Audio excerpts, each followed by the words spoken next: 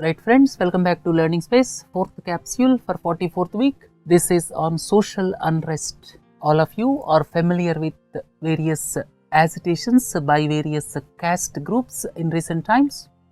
Jat's agitation in Haryana, then Patidars agitation in Gujarat, Marathas in Maharashtra, Kapus in Andhra Pradesh. These are some examples, and some of these caste groups are asking for reservations or more benefits from governments.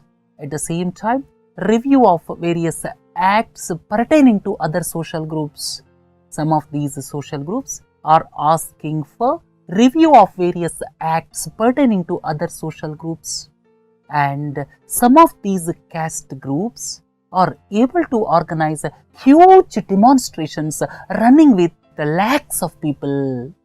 And most of these social groups at present are in general category as far as government's categorization of reservations is concerned. And if you look at the historical perspective, in India, historically, caste groups are identified with occupations. If you look at the historical perspective of evolution of caste groups in our country, it is clearly evident that occupations are identified with castes.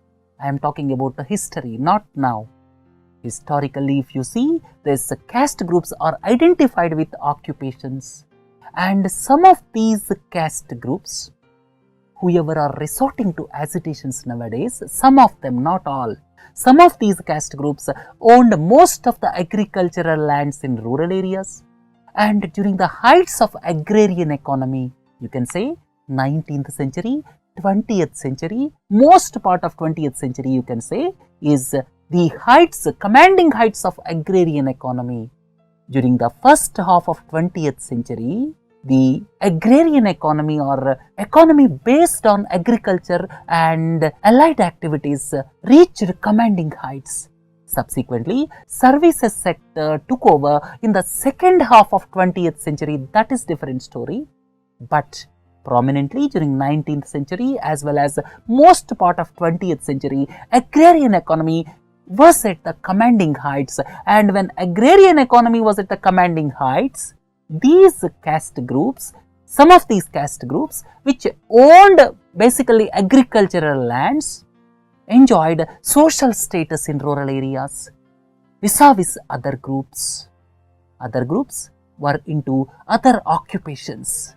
Basically, as I have already told you, caste is identified with occupation. And during the 19th and 20th centuries, some of these social groups which owned agricultural lands, and in rural areas you call them landlords, and not only landlords but the people which owned 5 acres, 10 acres of land even enjoyed higher social status in comparison to other social groups. And in the days of agrarian economy, almost a feudalistic society taken roots in some of the villages across India, and this led to domination of one caste group over others. And this is the specific reason why certain safeguards were given while framing the constitution to scheduled castes and scheduled tribes. While framing the constitution, certain specific safeguards were given to scheduled castes and scheduled tribes. And the matter with regard to other social classes, that means other backward classes, came to the forefront subsequent to independence, and in due course of time, reservations and other benefits were extended to other backward classes by various states and center.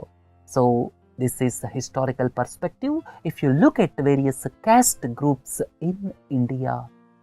And finally, we should look at why agitations started only in recent times. Why agitations by certain so-called upper castes is taking place in recent times. If you look at the Patidars in Gujarat or Marathas in Maharashtra, why they are taking place in recent times? The first and the foremost reason is agrarian economy is on decline. Agriculture is no more holding commanding heights in rural areas. agrarian economy is on decline and migration of people to urban areas is taking place.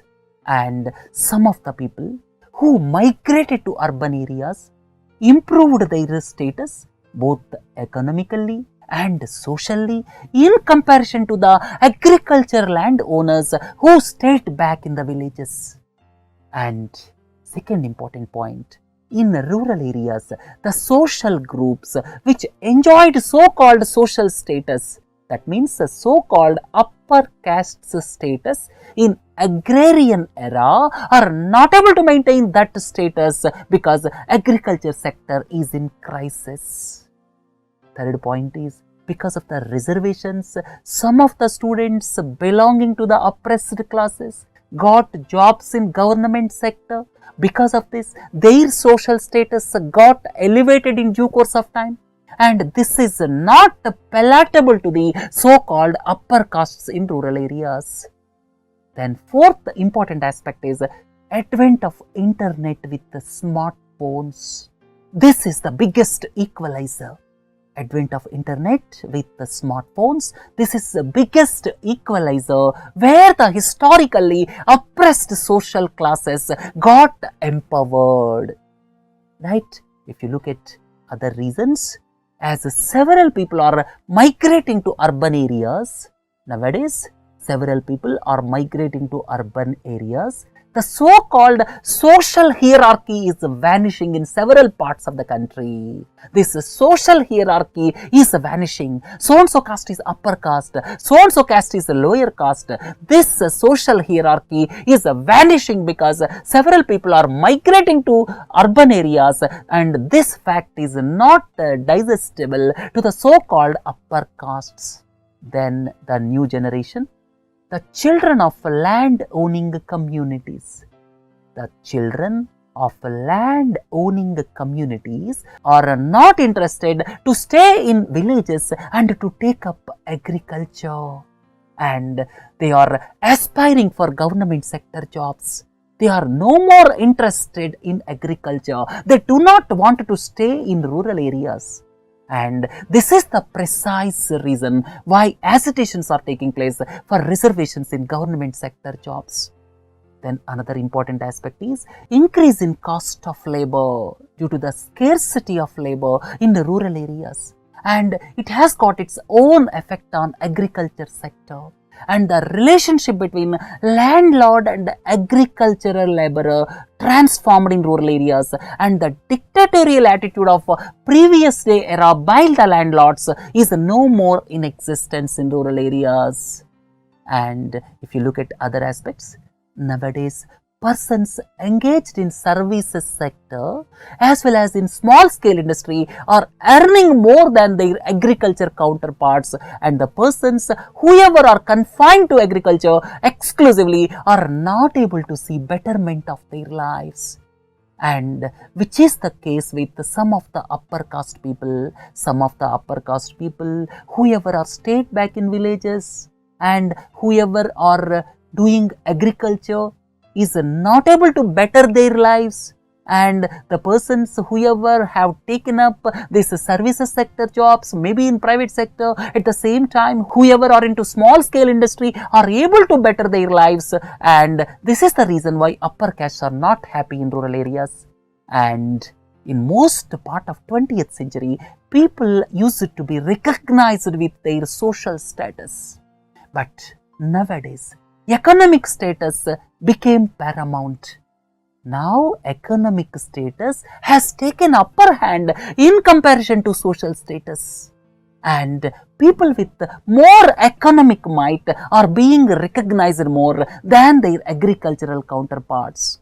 And the last point is, the improvement in economic status took place in recent days, and people of various oppressed classes are getting access to education and health, and the dividing line between various social groups is being wiped out.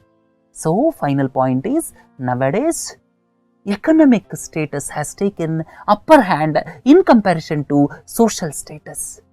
Right? So, under these circumstances, various social groups, the so-called upper castes, are resorting to agitations, demonstrations, and for whatever the government in power, it may not be easy to satisfy these groups because the present day growth in India is a jobless growth. That is the biggest problem for youth of the country. Right, friends, with this, let us conclude 4th capsule. Please do join for other capsules. Have a nice day. Thank you.